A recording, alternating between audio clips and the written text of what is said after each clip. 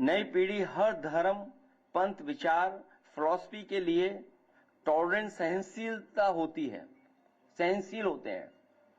नई पीढ़ी के विचारों में लोच होती है, वो सबको सुनना समझना चाहती है। नई पीढ़ी के दिल में सबके लिए सम्मान, प्रेम और मोहब्बत भरी होती है। नई पीढ़ी सही मायनों में हर बेबस व्यक्ति और जीव जंतु के प्रति अधिक दयालु और करुणा से भरी होती है। नई पीढ़ी बेहद पॉजिटिव होती है। नई पीढ़ी आधुनिकता को अच्छा मानती है, क्योंकि मॉडर्निटी नई दिशा दिखाती है, सोच के लिए बड़े रास्ते बनाती है। नई पीढ़ी इंसानियत, बंधुत्व से भरी होती है। नई पीढ़ी अमन, चैन और तरक्की पसंद होती है। नई पीढ़ी खुद भी खुश रहना चाहती है और सबको खुश देखना चाहती है। नई पीढ़ी खुशहाली को अहमियत देती है, इसलिए दुख देने वालों का विरोध करती है। नई पीढ़ी किसी भी तरह के कट्टर विचारों के खिलाफ होती है। नई पीढ़ी सांप्रदायिकता को समाज और अपने वैश्विक विचारों के विस्तार के लिए खतरा मानती है। इसलिए न्यू इंडिया, न्यू विजन लेकर के विजन इंडिया और न्यू इंडिया के आधार पर हम लोग काम करने जा रहे हैं। और जैसा कि समाजवादी सरकार में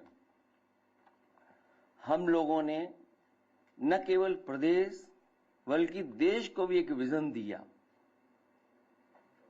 एक्सप्रेसवे जब देश में बनना भी नहीं शुरू हुए थे, उस समय समाजवादी सरकार ने आगरा लखनऊ एक्सप्रेसवे और पूर्वांचल को जोड़ने के लिए और जिला मुख्यालयों को 4 लेन से जोड़ने के लिए एक रोड मैप दिया था।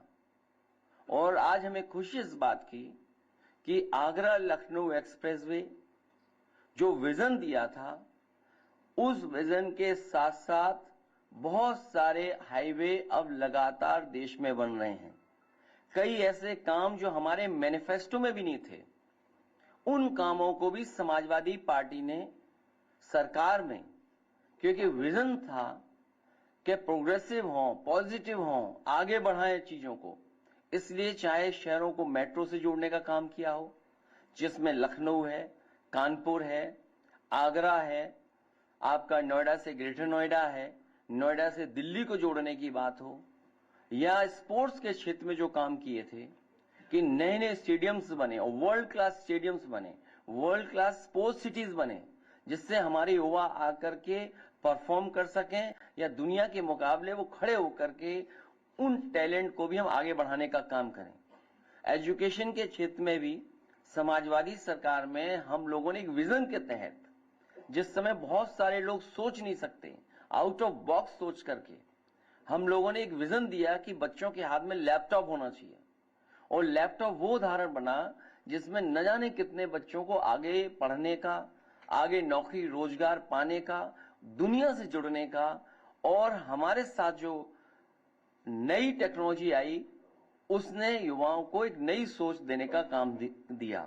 तो आने वाले समय में स्टार्टअप्स में काम करना है, आर्टिफिशियल इंटेलिजेंस में काम होना है, हेल्थ सेक्टर में मुझे याद है कि नए नए इंफ्रास्ट्रक्चर क्रिएट करना, मेडिकल कॉलेजेस बनाना, उनके साथ साथ जो ऑब्सलीट मशीन्स थी, जो ऑब्सलीट टेक्नोलॉजी की मशीन्स हो गई थी हमारे मेडिकल कॉलेज में या अस्पतालों में, उनको हटाना। और जिस तरह प्रदेश में बड़े पैमाने पे कैंसर जैसी बीमारी हो रही थी, उसके लिए एक रिसर्च इंस्टीट्यूट बनाना और कैंसर इंस्टीट्यूट को बनाना, वो एक उदाहरण है। ऑरेंज इकोनॉमी पे काम करना है, ग्रीन एंड रिन्यूएबल एनर्जी पे काम करना है। उस समय सोलर पॉलिसी ला करके बड़े पैमाने पर उत्तर प्रदेश में सोलर एनर्जी में इन्वेस्टमेंट लाने का काम किया था। जो लोहिया आवास और गरीबों को आवास उपलब्ध हो रहे थे, उनमें एलईडी बल्ब देने का काम शुरू हुआ था। और मुझे याद है कि उत्तर प्रदेश में 50 लाख के लगभग एलईडी बल्ब बांटे गए थे, जिसकी शुरुआत मैंने खुद सोनभद्र में जाकर के की।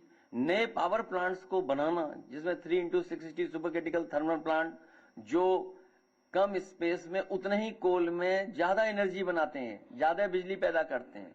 चाहे वो कानपुर हो, आपका निवेली लिग्नाइट हो, एटा का आपको जवाहरपुर योजना हो, आपकी सोनभद्र में हो, मिर्जापुर में हो, हरदुआगंज में हो, ऐसे तमाम प्लांट हम लोगों ने, बड़े प्लांट, वहीं सोलर प्लांट। और मुझे याद है कि हमारे राष्ट्रपति रहे कलाम साहब, उन्होंने एक एग्जाम्पल दिया था कि किसी गांव को मिनी ग्रिड से आप पूरा का पूरा गांव सोलर से कनेक्ट कर दें, उनको बिजली न देना पड़े।